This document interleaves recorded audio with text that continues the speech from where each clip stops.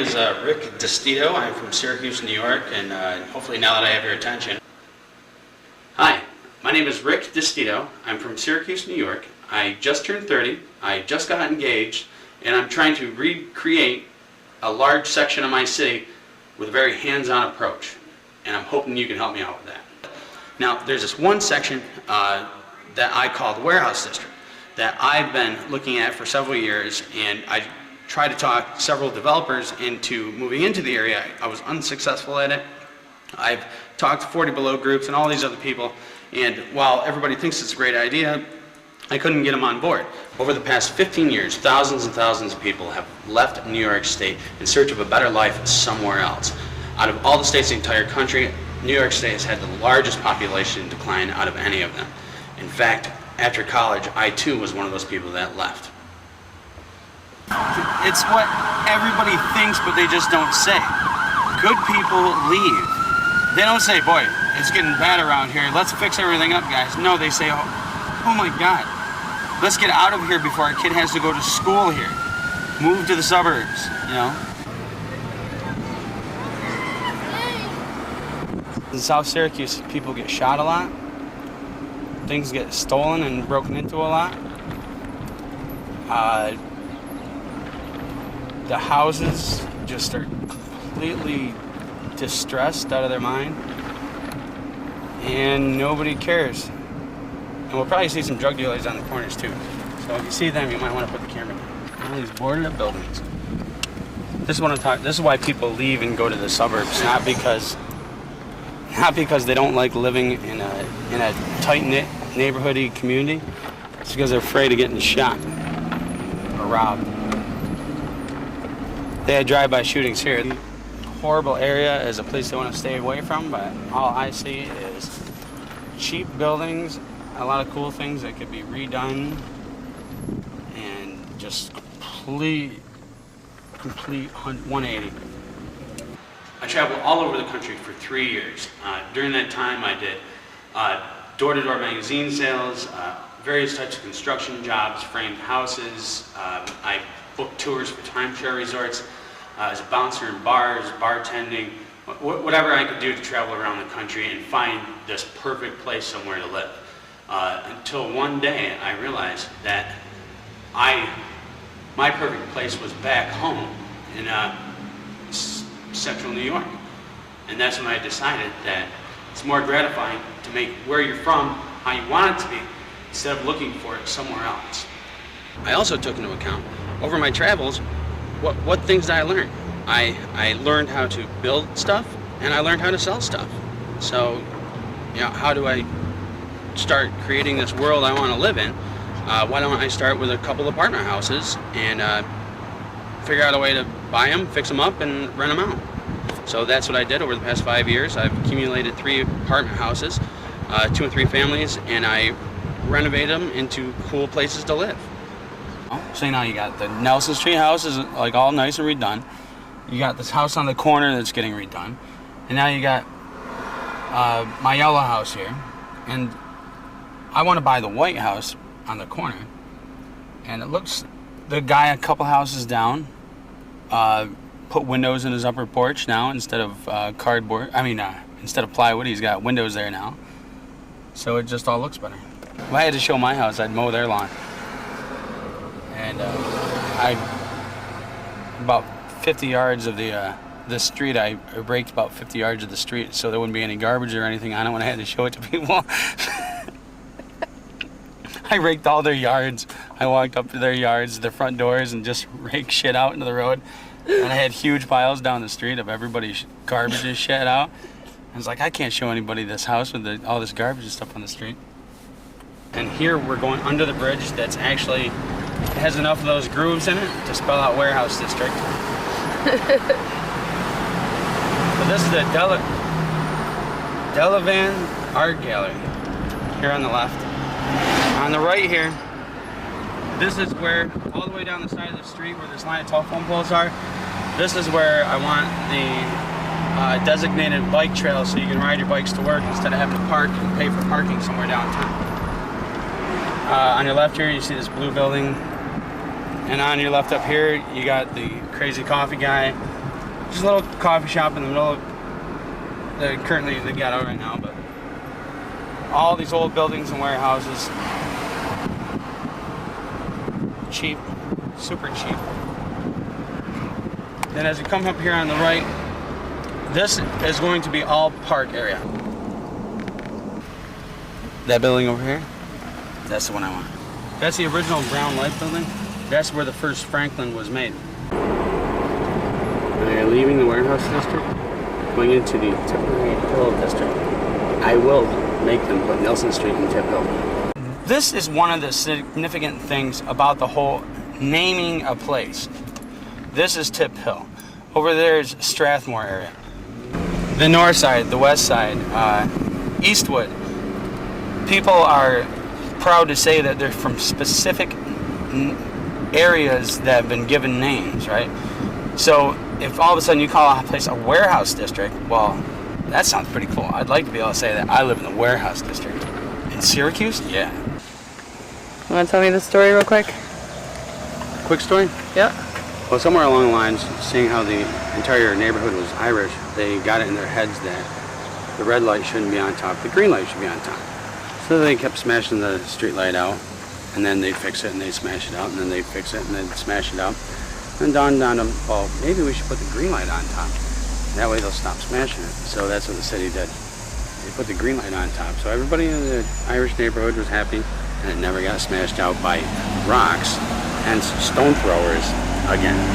I believe that if you totally put yourself into something, no matter what it is, as long as it's with good intention, that if there's going to be obstacles, you can go around them, through them, or under them, or over them, or whatever. If you can't find a way to do that, then hopefully, like I said, with good intentions, a way will be created for you. And I'm really hoping that you will be this wild card way that's created for me to hopefully redevelop an entire portion of the city that I live in.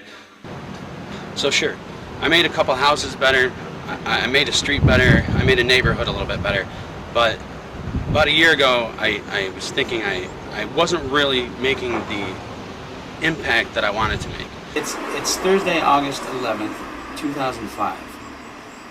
It's been a long year and a long time, but we're starting to get somewhere with the warehouse district. This is a PowerPoint presentation as far as the warehouse district is concerned. This would basically be the thing that you have in your hand, which looks very nice. It's almost showtime. The definition of showtime would be I can't do it myself.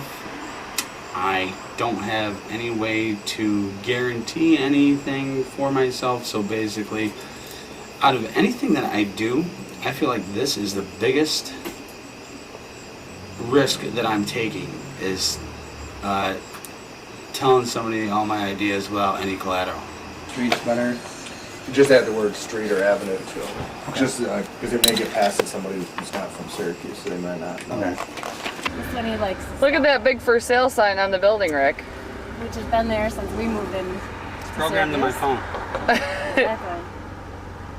It used to How be a bad do you different- want that building, It Rick? used to be a different company though, didn't it? Who was the one? What was the company before? That CB Ellis guy or something like that. Yeah. Yeah. Or whatever. He told me nobody's even going to show you that building, Rick, unless they know that you have access to money. So by chance, out of nowhere, this warehouse that I've been looking at forever and dreaming about comes up for auction. It's a 65,000 square foot warehouse, and auction was in a few days. I had no idea how I was going to pay for any of it. One particular building that I was looking at, it's on the corner of West Fayette and South Geddes. It's called 200 South Geddes. It's the old Brown Light Beer Company building. It's a 65,000 square foot warehouse.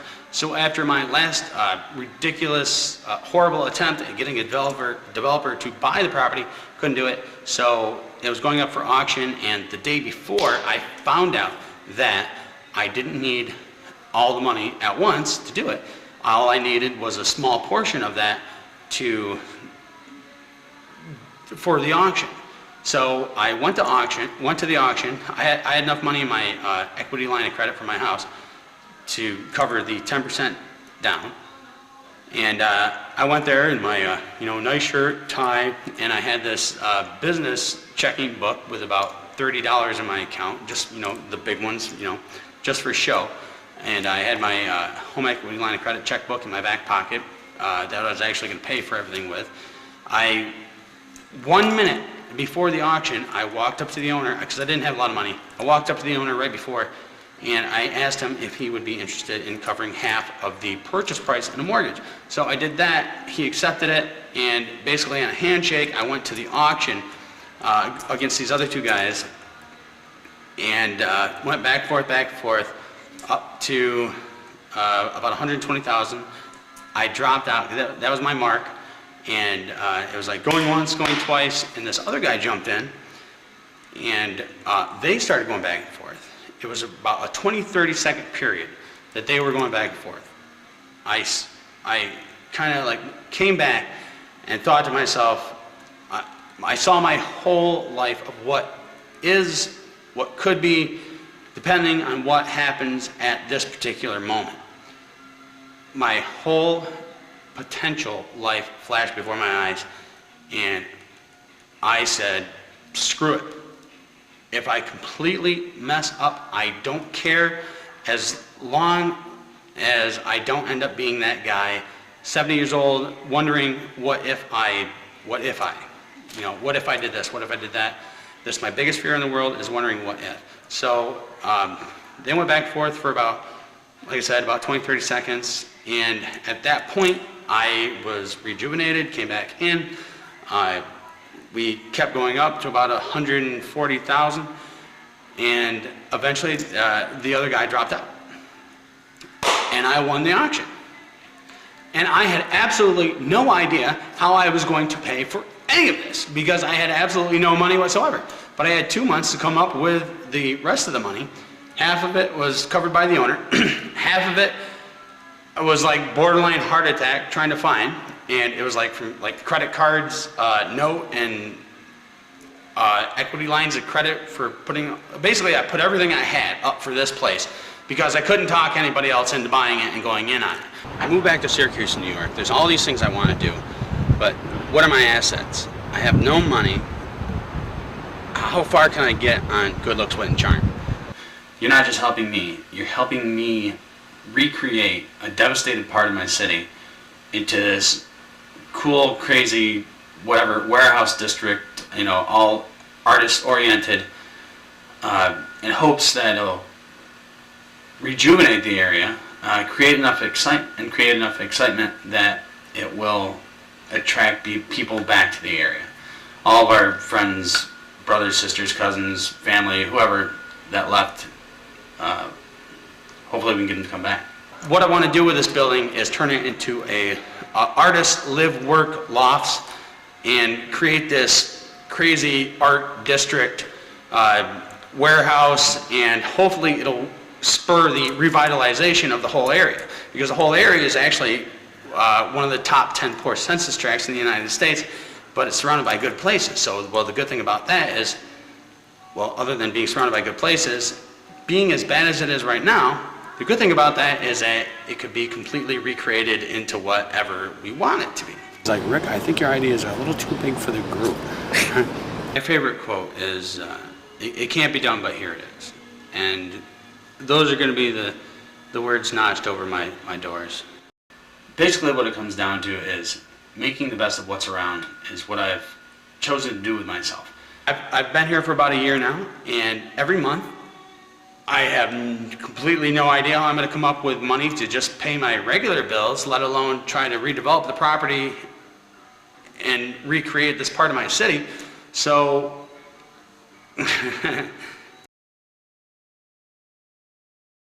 Okay, we're going to Rick's new house. Is this it? Oh my god. Oh my Right god. here, this is it. Well, it's not too far. This is it. Oh my god, Holy that's it. shit. That's it. Oh my god.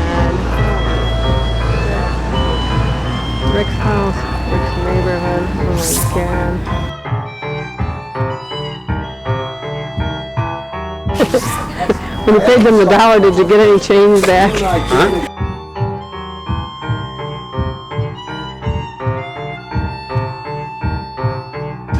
Oh my God. Richard's got his work cut out for him. That window, Rick, you gotta fix that window. Oh, isn't that a shame? Yeah.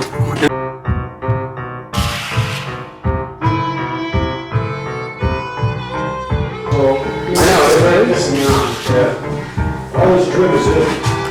Well, We know who was Somebody there. named like John.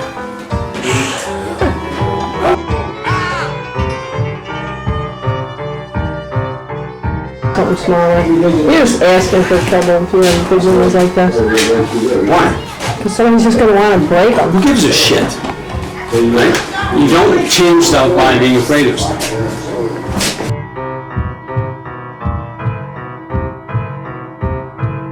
Oh my God, I can't see him moving here for a while. Oh my God. Must be for his fence. I think he's gonna need a security system. Oh, must be.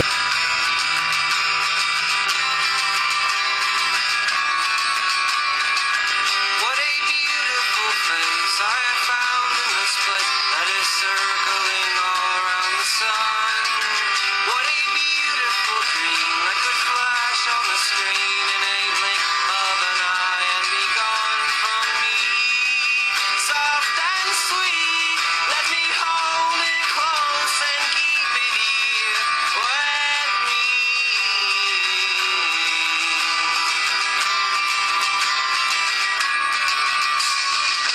And one day we will die and our ashes will fly from the aeroplane over the sea. But for now we are young, let us lay in the sun and count every beautiful thing we can see. Love to be in the arms of all I'm keeping here with me.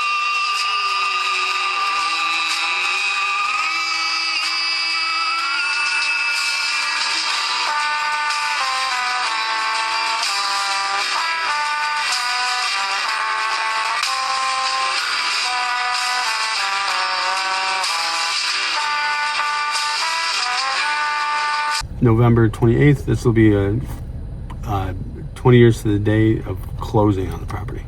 There's things you can do and there's things you can feel. And when those concrete blocks came out and everything was open, there's a very natural feeling to the building. When I first got the building, the first year kind of sucked. And then, to be honest, I kind of connected with a group of artists, Our Evolution, and that's kind of like when I was working on the studios, and we basically worked together to put on a really big art show. They kind of handle a lot of that, and then I handle the space and help make things happen here, and I think that's what really helped get the ball rolling with a lot of the studio things. And when I say we, you know, it's one of those things where I didn't just come up with all the ideas and everything myself. As far as the gear factory, the rehearsal studios, the art studios, the live work apartments, all that kind of stuff. Whenever it's about art, everybody is always says, build it and they'll come, right? Huh? Funny. But no, it's actually, if you're talking to the people who are going to be the end users and you're listening to them really well and you're trying to create the thing that all those people want collectively, it's not a build it and they'll come thing, it's a build it and they're already here. And I think that's why it stays pretty much full most of the time, and we got a lot of happy musicians there and artists and other people that are working and trying to make the thing happen. We ended up naming the Gear Factory.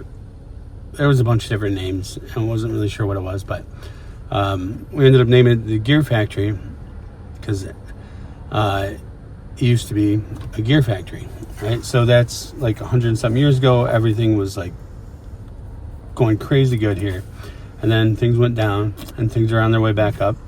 So I wanted to kind of take that good part of the history and kind of highlight that, because that way it's not about the good old days. It's basically it's making a point that everything ebbs and flows and goes up and goes down, and if you catch that, you can make that stay up or go back up. And so basically I wanted to tie the old history to the new purpose, and it's like we did it before, we can do it again. There's a lot of different groups involved in all of this. There's a Near West Side Initiative who did a lot of planning, everything for the neighborhood and the area. The artists themselves, home headquarters really stepped up, and they helped with lending money to the building to get it built out. The windows are definitely like one of the physical biggest accomplishments. I think going back to the original idea is like, how do we create a scenario where artists can be more successful here rather than somewhere else? I remember the first time when I finished building all the rehearsal studios, and home headquarters was cool enough to go along with a list of people that actually said that they wanted a studio. So then when I went to go advertise that they were actually done, they were actually ready for renting, I remember right before I pushed the button thinking to myself, you people better fucking show up. And they did. And it's full most of the time. So it's I think one of the biggest accomplishments would be knowing that you fill an actual need. Floor by floor, at the Gear Factory right now, the basement's all music rehearsal studios. The first floor is art studios. The third floor is art studios, and the fourth and fifth floor are artist live work apartments. The second floor is the last floor that I have to build out. I'm going to be doing that this year. Every studio was designed to be basically like a blank canvas. And I wanted people to just kind of be able to make them whatever they want them to be. So however they want to feel, that's how they set things up. You know, that's where the tie-in between, you know, how somebody decorates a studio or how somebody decorates their home. How do you decorate a city? That's with public art. This is where all these things tie together and they create a feel for a place. Since we did this, the whole parking lot was redone. We have a green roof on the building as well, and the whole alleyway out back got redone as well. Other than just the dollar houses, there's probably, in the Near West Side, there's more new construction, rehabs. I've had a ton of artists that were tenants of mine at the building, now own property in the neighborhood, just literally around the corner. And I think there's more things going on in this neighborhood than anywhere else in the entire city. That's much better.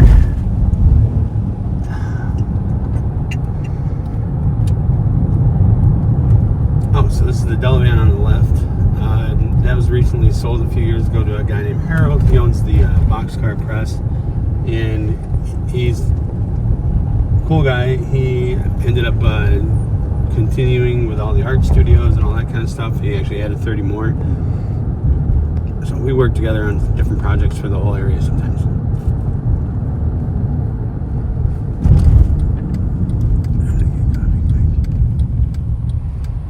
You say this is the kind coffee guy? This is the kind coffee guy.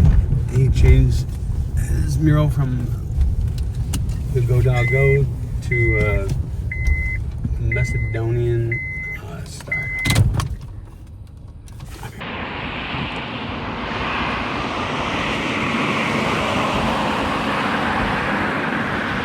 Saturday night was the show we had last night. Today, the unveiling of the Life Art Park.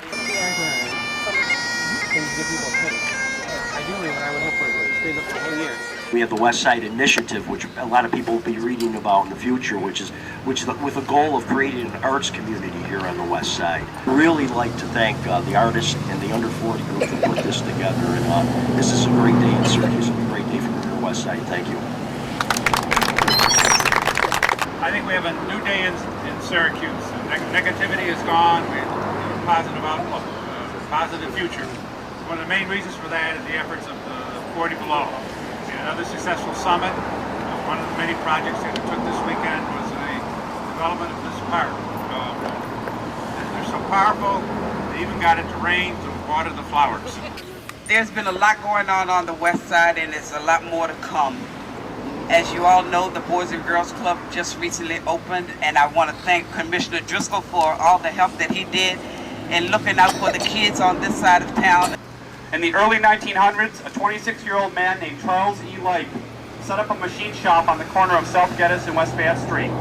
Along with his partner Alexander Brown, Charles Light invited the most prestigious inventors, engineers, and creative minds of the time to utilize his machine shop as an incubator of ingenuity and creativity. Feeding off one another's visions through collective creativity resulted in 360 patents being established from this corner by various inventors of the time.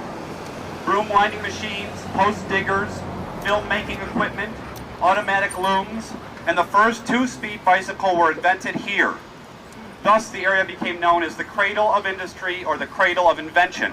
A new dawn is upon us. An awakening has begun. When I look over this 2-acre strip of green space, I do not see a former brownfield. I do not see a sculpture park. What I see is a bridge to our future, a connection between neighborhoods and people, and a connection to the global community. I see the beginning of a cultural and creative renaissance. The evolution of ideas and positive changes can be seen here before our eyes with the creation of Light Art Park, which would not have been possible without the gracious donations of sculptures from local and regional artists, the hard work of various community groups, and hundreds of volunteers coming together to make this vision a reality. Those of us left here in Syracuse have a responsibility to continue on the path of renaissance and revitalization through the ongoing expression of love amongst our neighbors, the continued celebration of our differences, and the ability to come together as a community. There are many catalysts in this project that need to be recognized and thanked, and soon we will include a list of all those people in the park. There are too many to list today, and it's raining. But I must take the time to thank 3 individuals. The original inventor, Charles E. Light, for the foundation that he has created for us in this neighborhood. The man with the vision of Light Art Park, Richard Destito. This is a man who's taken many personal risks to make our city a more vibrant place to work, live, and play. Thank you, Rick. And finally, my Lord Christ, for all of the blessings he has bestowed upon me and the community and the park. Thank you. Good job. Yeah, why did you choose this particular location? This location just makes the most sense. A lot of people in Syracuse, a lot of real estate investors and a lot of other people consider Syracuse to be a pockety city, like a good area, bad area, good area, bad area. So to me, it just seems obvious to start taking those areas that are already good and work your way in and connect them. In this instance, what we're really trying to do is take an area that's been depressed for quite a while and connect downtown to Tipperary Hill, then connect this area to Onondaga Hill, and everything work its way together. What this really does is people need other people to feel safe. So by creating a park, you're creating people traffic, and when people drive by here, when they walk through here, all of a sudden you're going to change perception of an area just about overnight. Now, is this a place that's a work in progress? You keep seeing you add new, different artwork here. One of the big things is we want to keep everything new, so things don't get stale. This is the first unveiling of the park, and it's just going to be continuously changing. This is the big push for the start, but what we hope to do is turn it into a more permanent park with more permanent structures, but always rotating sculptures, so it's always new. How does it feel finally it's all done? You finally get to unveil all the work paid off. I think it's great. What I say to a lot of people is, it's like there's thousands of ideas that are thought up of every day, but what's more rare is when groups of people get together and really make it a reality. Me and a bunch of other people got the ball rolling, did a few kind of guerrilla art shows there first, and then got the permission from Sedco to create an art park. And then that was in conjunction with 40 Below, and I did a show there, another thing there with Arvolution and other artists, and formed a Friends of Life Art Park group. We've done a ton of shows annually there. Then during COVID, everything kind of got messed up for a little while, but that's also when there was a bunch of improvements to the property with trails and more mural opportunities, the pump track, that kind of stuff. And then coming out of COVID, that's when the city took ownership of the park from Sedco, and now it's like a legit city park. The Ponchitos building. So I went to home headquarters with the idea of making that into just redoing the building, because it was more about the previous owners. Nobody's done anything with that poor building over the last 100 years. So I went to home headquarters with the idea of trying to redevelop that and get rid of the previous owner. Then we went through, did the whole thing. Eventually I sold my half off, let my side go. And it ended up being 3 apartments upstairs, and Panchitos is on the downstairs. It's really good Latin American food. They have a strange cult-like following, but it's because their food is so good. The new building is kind of like where the first building came from. It's been the hardware store forever, but a little over 100 years ago it was the Lipe shop. That was Charles Lipe. It was kind of an informal business incubator for a bunch of local inventors, and hundreds and hundreds of patents came out of that little building and my building there, the gear factory. And that's kind of the coolest part about the whole project, is kind of bringing all that history back out. This brick building is going to be 39 condos now. And this 6-story building over here, that's going to be the new home of the Syracuse Police Department back offices. So all that's going to be done. There's going to be like 400 and something cops working there. Going over this 20 years later, after seeing myself on film from back then, made me think that everybody says, what would the older you tell the younger you? Because everybody's got to answer for that. But I think sometimes some people should ask, what would the younger you tell the older you? Or remind the older you of? Because there's... you might not know as much, but the level of enthusiasm is a lot more. Probably 20% of the city is my goal of revitalizing, and I'm going to do it one way or another. I'm going to do it, and I hope that you guys will help me out, help the cause. I have put up everything that I own to try and accomplish this, and I'm going to keep going. One way or another, I'll do it, and I'm hoping that that you guys can be my way when there was no way. Have I reached my goal or not? I don't know, because it's always changing. Because originally it was kind of like built around the idea of getting people to come back to New York and do all these things, and then after a while you realize that those people are already living somewhere, they already have families, they have kids, they're in school, so it's probably not going to happen. So I guess the next best thing is 20 years later, I have kids now, and instead of not liking it here or complaining about the weather, all that other stuff, I think most kids here nowadays think it's a pretty awesome place, and I think they're just going to stay, or maybe they'll take off, but I think they actually genuinely like it here instead of being taught that it sucks. So you're on the gear factory. It's something I've wanted to do forever. I wanted to kind of make I didn't know if I wanted to be a quote or something, but what one's right and what one's wrong. And I wanted to almost be a message to everybody in the city as kind of a collective conscious.